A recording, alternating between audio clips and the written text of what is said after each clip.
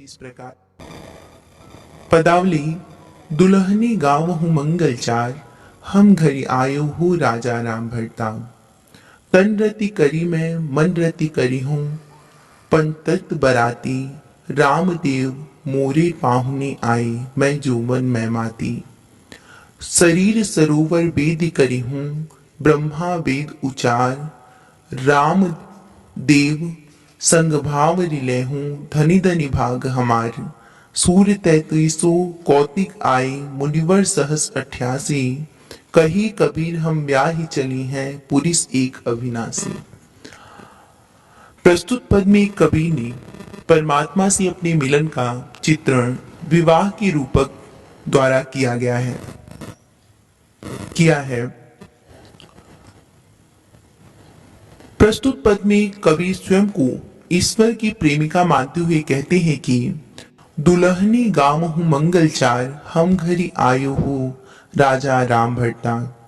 हे सौभाग्यवती नारियों, तुम सब मंगल गीत गाओ, क्योंकि हमारे घर प्रभु श्री राम पति के रूप में पधारे हैं। तन रति करी मैं मन रति करी हूं, पंचतत्व बराती, क्योंकि पधारे हैं। इस अवसर पर मैं शरीर से अपने पति श्री राम में पूर्ण रूप से अनुरक्त होकर मन में उनसे प्रेम करूंगी, अर्थात मैं तन और मन सब कुछ अपने प्रभु की साधना और सेवा में अर्पित कर दूंगी। मेरे पति के साथ पृथ्वी, जल, अग्नि, वायु और आकाश ये पंच महातत्व बाराती होकर आए हैं। रामदेव मोरे पाहुने आए, मैं जोवन मैं माती। आज श्री राम मेरी अतिथि बनकर मेरे घर पधारे हैं। इस क्षण में यौवन के मत से ओतप्रोत हूं। तात्पर्य यह है कि अपने प्रभु के प्रति समर्पण और उनकी भक्ति की पूर्ण इच्छा मेरे तन मन में व्याप्त है, अतः उनसे मिलन का यह सर्वाधिक उपयुक्त अवसर है। शरीर सरोवर वेद करी हूं, ब्रह्मा वेद उचार। इस अवसर पर मैं अपने शरीर रूपी सरोवर की यज्ञ वेदी बनाऊंगी तथा स्वयं ब्रह्मा इस विवाह संस्कार में वेद मंत्रों का पाठ करेंगे। राम देव संग भाव रिले हूं, धनी धनी बाग हमार। महात्मा कबीर कहते हैं कि यह हमारा परम सौभाग्य है कि आज भगवान राम के साथ हमारी भावरे अर्थात 7 फेरे पड़ेंगी। सूर्य 3300 कौतिक आए, मुनिवर सहस 88, और इस अवसर पर इस महामिलन को देखने के लिए 33 करोड़ देवता और 88,000 मुनिवर उपस्थित हैं। अंत में कबीर जी का कथन है कि कहे कबीर हमें ब्याही चले हैं, पुरुष एक अविनाशी।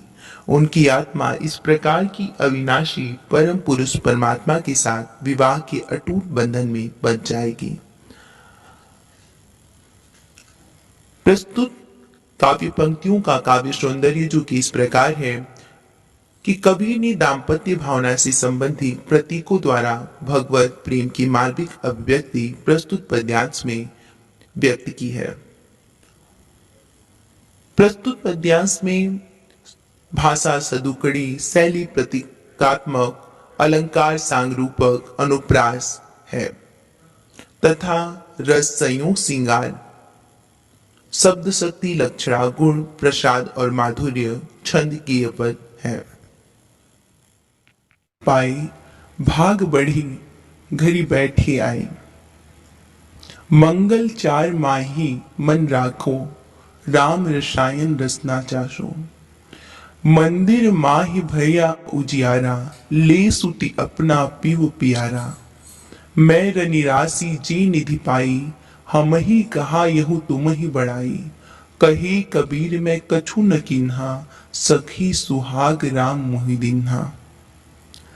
प्रस्तुत पद में कबीरदास आत्मा और परमात्मा की मधुर मिलन को पति पत्नी के रूपक द्वारा उपस्थित कर रहे हैं। परमात्मा रूपी पति द्वारा वर्ण की गई आत्मा रूपी दुल्हन अपने सौभाग्य को सराहती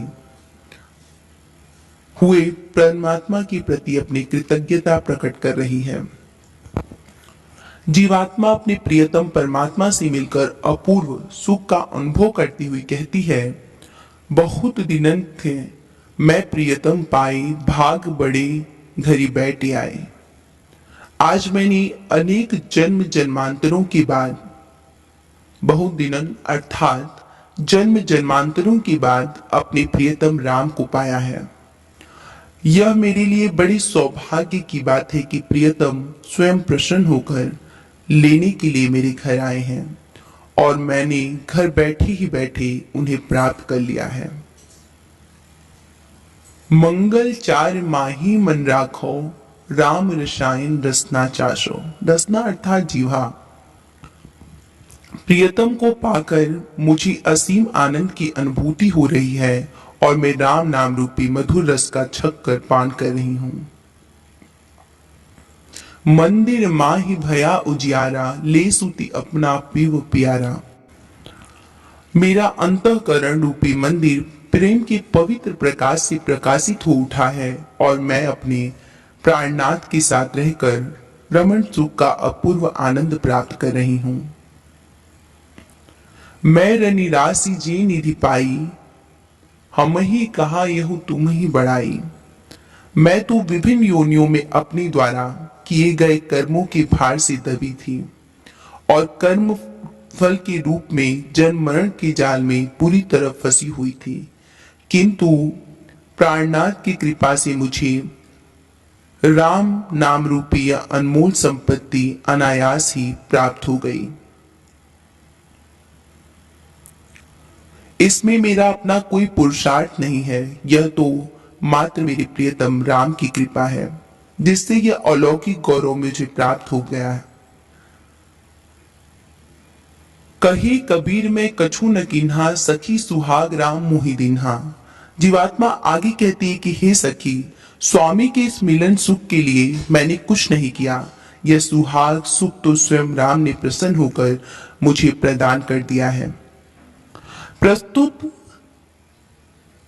काव्यांश में जीवात्मा और परमात्मा का आध्यात्मिक मिलन भगवत भक्ति द्वारा ही संभव है, इस बात को स्पष्ट किया गया है। परमात्मा में लीन होकर जीवात्मा जन्म मरण के बंधन से मुक्त हो जाती है। मानव जीवन का सबसे बड़ा पुरुषार्थ भी यही है। प्रस्तुत पद्यांश में भाषा सदुकड़ी, शांत एवं भक्ति रस, अनुप्रास रूपक अलंकार का प्रयोग किया गया है। अगला पद्यांश जो कि इस प्रकार है, संतो भाई आई ज्ञान की आंधी रे, भ्रम की टाटी सबे उड़ानी, माया रहे न बांधी रे। दुचीते की दोई थूनी गिरानी, मोह बलिंडा टूटा, तृष्णा छान परी घर ऊपरी, को बुद्धि का भांडा फूटा। जोग जुगती करी संतो बाधी, निर्चु चुए न पानी, कूड़ कपट काया का निक्षा, हरि की गति जब जानी। आंधी पीछे जो जल बूठा, प्रेम हरि जन भीना, कही कबीर भान के प्रकटे, उदित भया तम शीना।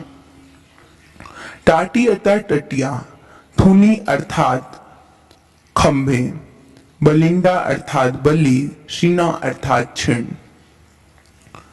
प्रस्तुत पद में कबीरदास जी ब्रह्म ज्ञान को एक आदि का रूपक मानकर मोह माया जनित विकारों के विनाश का बड़ा ही मनोहर और प्रभावशाली चित्रण प्रस्तुत करते हैं।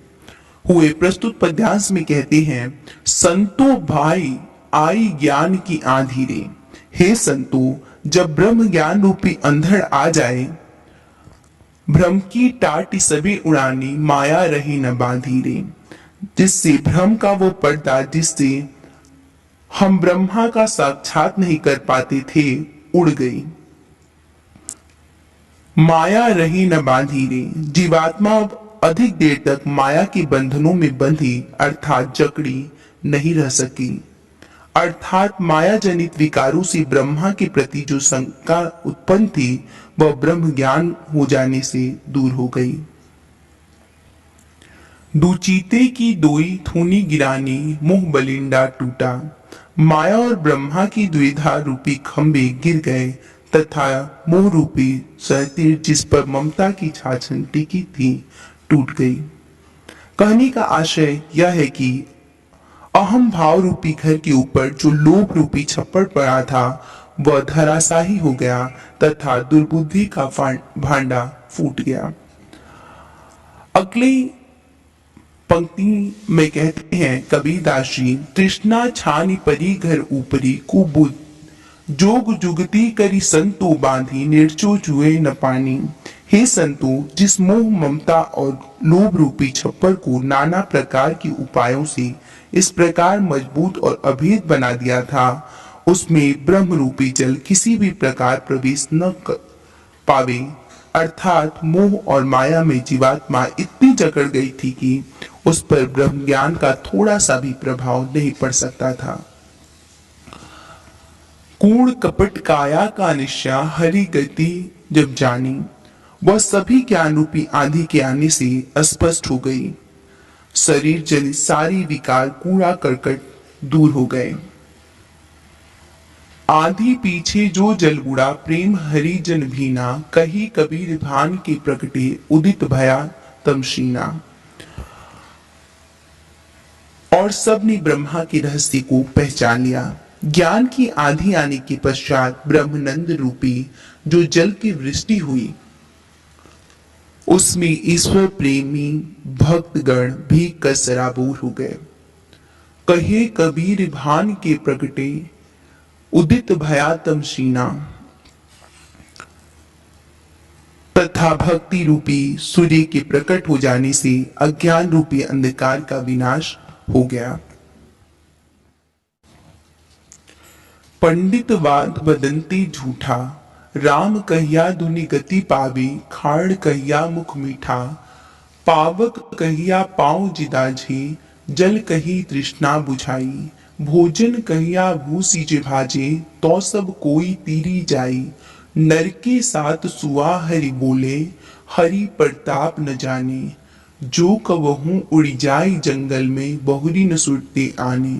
साच प्रीति विषय माया सो, हरि भक्तनि सो हासी। कही कबीर प्रेम नहीं उपजो, बांध्यो जमपूरी जासी। वाद अर्थात तर्क या सिद्धांत, तृष्णा अर्थात प्यास, सुआ अर्थात तोता, पावक अर्थात अग्नि। इस पद में कृत्रिम भक्ति तथा आडंबर से बचने की प्रेरणा देते हुए कबीरदास जी कहते हैं, पंडित बात बदंती झूठा, राम कहिया दुनिया गति पावी, खाड़ कहिया मुख मीठा। कि लोग मुख से राम राम जपते हैं, हृदय से भगवान का ध्यान नहीं करते। पंडित लोग तो राम राम की माला जपने का उपदेश देते हैं, वह भी मिथ्या और व्यर्थ है। यदि मुख से राम शब्द कहने से लोगों को मुक्ति मिल जाया करे तो फिर मुख से खाड़ शब्द कहने से भी मुख मीठा होने लगना चाहिए। भोजन कहिया भूसी जे भाजे, पावक कहिया पाँव जिदाझे, जल कही तृष्णा बुझाई। भोजन कहिया भूसी जे भाजे, तो सब कोई तीरी जाई। यदि राम कहने से उद्धार होने लगे तो फिर आग शब्द कहने से पैर जलने लगेगा, जल कहने से प्यास बुझने लगे, भोजन कहने से भूख मिटने लगे, तो सब कोई तीरी जाए। जब ऐसा नहीं हो सकता तो फिर केवल मुख से राम जपने से किसी का मोक्ष कैसे हो सकता है। नर के साथ सुआ हरि बोले, हरि प्रताप न जाने। वैसे तो मनुष्य के साथ तोता भी हरि नाम बोलने लगता है, परंतु वह हरि के प्रताप को नहीं जानता। जो कबहू उड़ जाए जंगल में, बहुरी सुरते आने। यदि कभी पिंजरे से छूटकर जंगल में उड़ जाता है तो फिर वह हरि का कभी ध्यान भी नहीं करता। साची प्रीति विषय माया सो, हरि भक्तनी सो हासी। कहे कबीर प्रेम नहीं उपजे, बांध्यो जमपुरी जासी। इस प्रकार की जप माला से कोई लाभ होने वाला नहीं है, क्योंकि वास्तविक भक्ति तो हृदय से होती है, राम जपने से नहीं। अगली पद्यांश जो कि इस प्रकार है। हम न मरे मरिहे संसारा, हमको मिल्या जियावन हारा। अब न मरो मरने मन माना, तेई मुए जिनि राम न जाना। साकत मरे संत जन जीवे, भरी भरी राम रसायन पीवे। हरि मरिहे तो हमहू मरिहे, हरि न मरे हम काहे को मरिहे। कहे कबीर मन मन ही मिलावा, अमर भय सुख सागर पावा।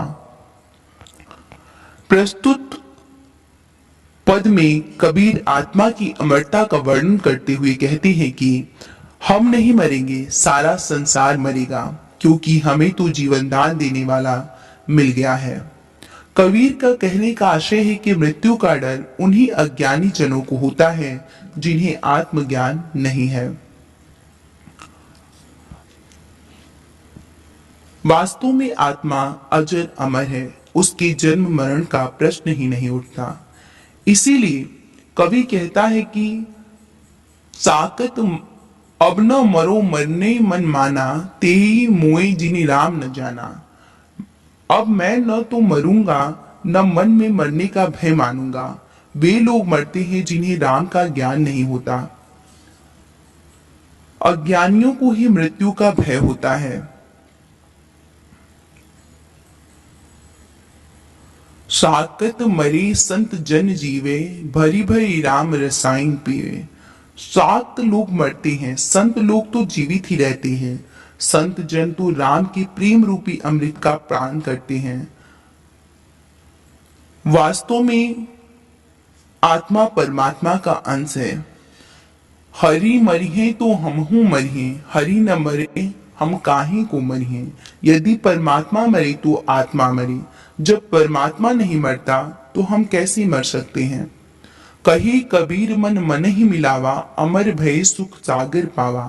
कबीरदास जी कहते हैं कि हमारी आत्मा का परमात्मा से मिलन हो गया है, इसलिए हम अमर हो गए हैं और हमने सुख का सागर प्राप्त कर लिया है। प्रस्तुत काव्य पंक्तियों में आत्मा को न शस्त्र काट सकते हैं, न अग्नि जला सकती है, न जल गला सकता है, न वायु सुखा सकती है। गीता का यह सिद्धांत ही इस पद में प्रतिपादित किया गया है। शाक्त मत का खंडन भी किया गया है। प्रस्तुत काव्य पंक्तियों में शांत रस रूपक अलंकार का प्रयोग किया गया है। अगली पंक्तियां जो कि इस प्रकार है। काहे री नली तू कुम्हिलानी, तेरे ही नाली सरोवर पानी। जल में उत्पत्ति जल में बास, जल में नलनी तोर निवास। ना तली तपती ना ऊपरी आगी, तोर हेतु काहू कास लागी। कही कबीर जी उदिक समान, ते नहीं मुए हमारी जान। काहे री नलनी तू कुम्हिलानी। प्रस्तुत पद में कबीरदास जी जीवात्मा को कमलिनी का रूप मानकर उद्बोधन देते हैं और माया में फंस जाने के कारण जीवन को जो कष्ट हो रहा है उससे निश्चिंत रहने के लिए उपदेश देते हैं। इस प्रकार अनुयुक्ति द्वारा आत्मा की दशा का सारगर्भित वर्णन करते हुए वे कहते हैं कि हे आत्मा रूपी कमलिनी, तुम ब्रह्मा कृपा रूपी आदरता के अभाव की आशंका में क्यों कुमला रही हो। तेरे ही नाल सरोवर पानी, तुम्हारे तो जड़ में ही ब्रह्मा रूपी पानी है, अर्थात तुम्हारी मूल उत्पत्ति ब्रह्मा रूपी जल से ही हुई है। तुम्हारा जन्म जल में, उत्पत्ति जल में बास, जल में नलनी तूर निवास। तुम्हारा जन्म, निवास और विकास सब कुछ जल में होता है, अर्थात सभी दशाओं में तुम्हारा ब्रह्म से लगाव रहता है।